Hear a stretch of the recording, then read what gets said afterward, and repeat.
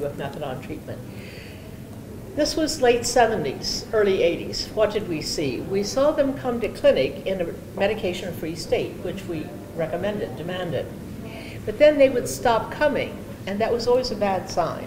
When they would stop coming, it usually meant that they had relapsed and were embarrassed and didn't want to come back and see us. And then maybe a year, 2 years later, they had felt so comfortable in the clinic, they would come back and say, "Help me, I've relapsed." But what was going on in the late 70s and the early 80s?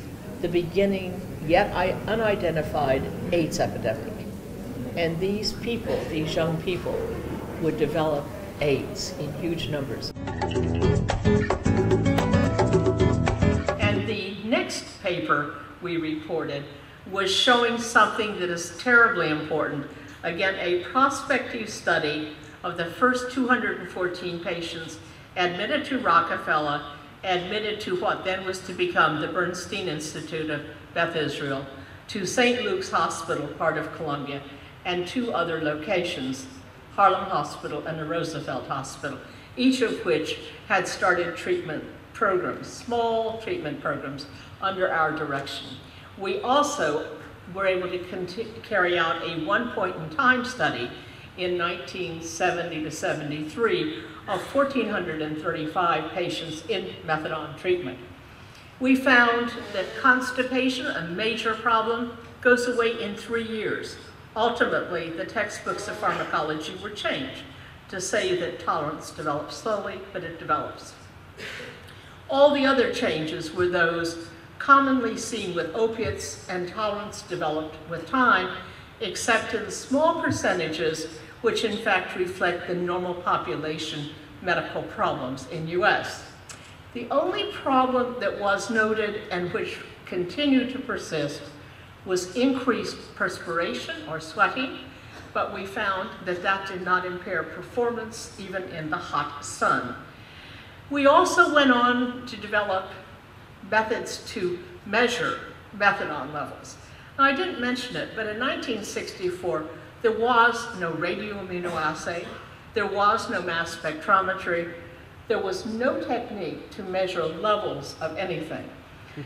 Independently working at Cornell, Chuck and Teresi, now part of my NIDA Research Center, and myself at Rockefeller, developed gas liquid chromatographic methods to measure methadone, and we were able to do so and find that the racemic mixture has a half-life of about 24 hours. We did develop some alternative dose forms. One of those dose forms was methadone, to which we had added naloxone.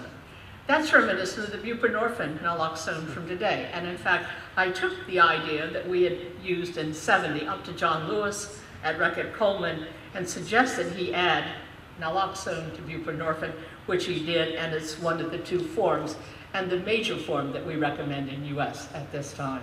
What do you believe about the evolution of the drug addiction treatment in France?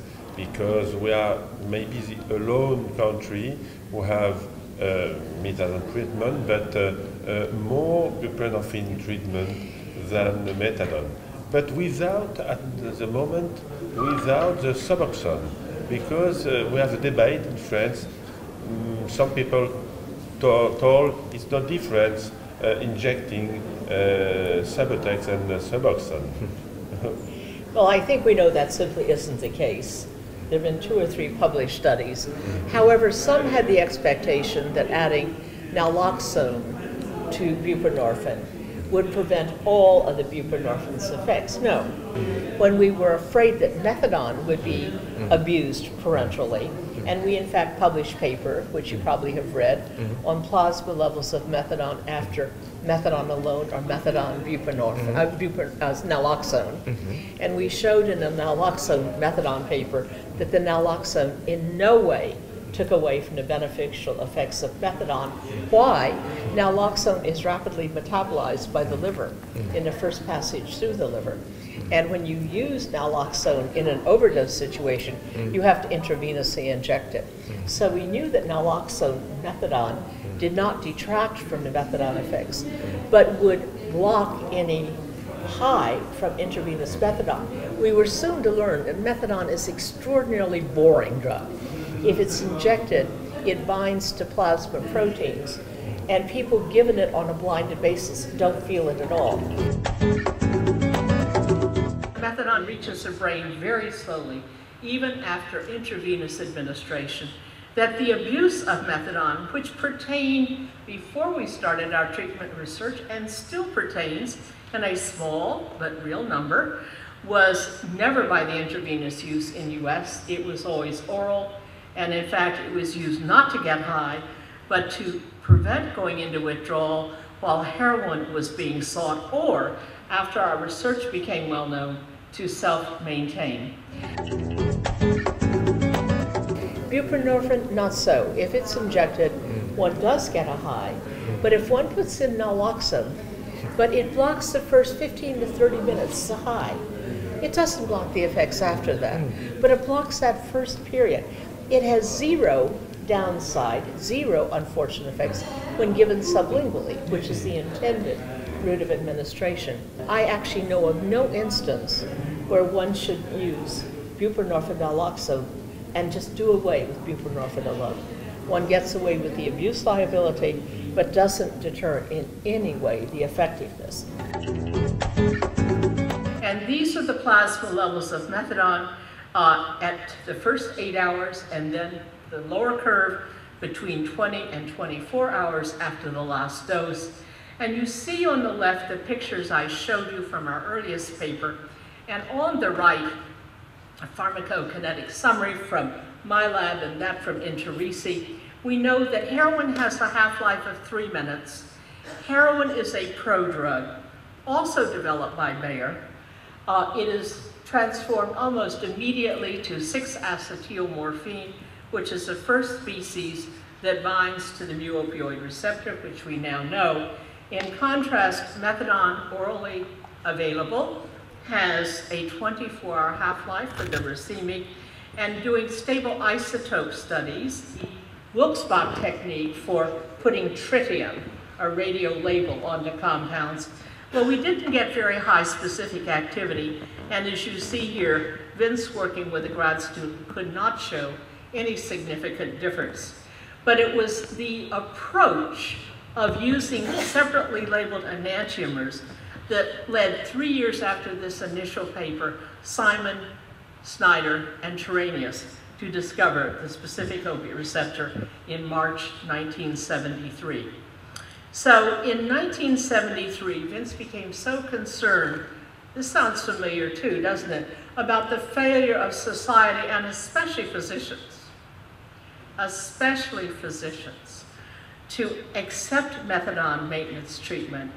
He thought he might leave the university. The most incredible need in our treatment establishment, frankly, is training physicians. They are the most biased, the most tied up in knots with their stigma, the most afraid of persons with addiction. They don't want them. They want to send them elsewhere. And it doesn't matter whether you're a psychiatrist, an internist, or what. The great majority of all physicians want the addict to go elsewhere. They want the alcoholic to go elsewhere. They're happy to take care of George, but they really don't want to know that George drinks 2 bottles of vodka a day. And the same is true with the illicit drugs. So we have to educate our peers in medicine. And therefore he allowed me, nurtured me, to develop a separate lab that was physically separate, financially separate, geographically independent, several buildings away. I had 1 year to get all of my funding, and it was not a whole lot easier in '74 than it is now in 2009. And Vince decided 2 years later not to leave addiction entirely, not to leave science, but to move to another building, the opposite end of campus, and start research in alcoholism in rodent models. And he never conducted any more research of any type in opiate addiction, but devoted his life of research until 1990 in studies of alcoholism. And I'll share with you, we had humanism highlighted in the first